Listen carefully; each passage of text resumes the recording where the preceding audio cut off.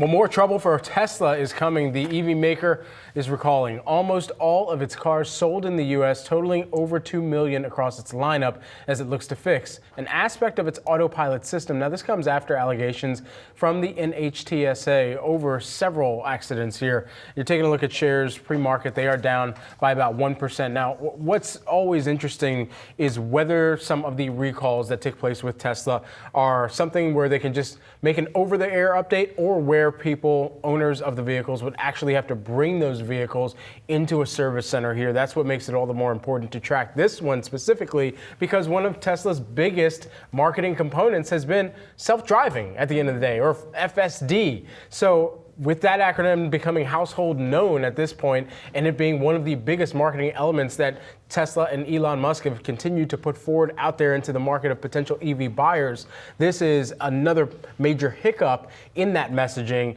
in order for them to kind of deploy and then ultimately get back to kind of good graces at a time where we're already seeing some of the changes in expectations and production for a lot of the other legacy automakers too. Yeah, and Brad, this also goes back to what we were talking to Colin Rush about yesterday from Oppenheimer, and we were mentioning the fact that there was a Washington Post analysis out talking about the fact that there had been 8 crashes. They had found 8 crashes at least, or of instances where people have been driving the car were either killed or in a serious condition after those crashed. And they were pointing to the fact that many of these vehicles had used the Autopilot system in areas where Tesla had deemed it not reliable. So when he was talking about that, the reason that we were bringing it up from an analyst perspective, where we were asking him about whether or not this shakes the confidence of some people who are thinking about buying Teslas, thinking about buying those vehicles. And he said, yes, that it is a short-term risk here, at least over the coming months until we get a bit more clarity. A lot of that on regulators in terms of what exactly needs to happen from a transparency point of view. But I bring that up because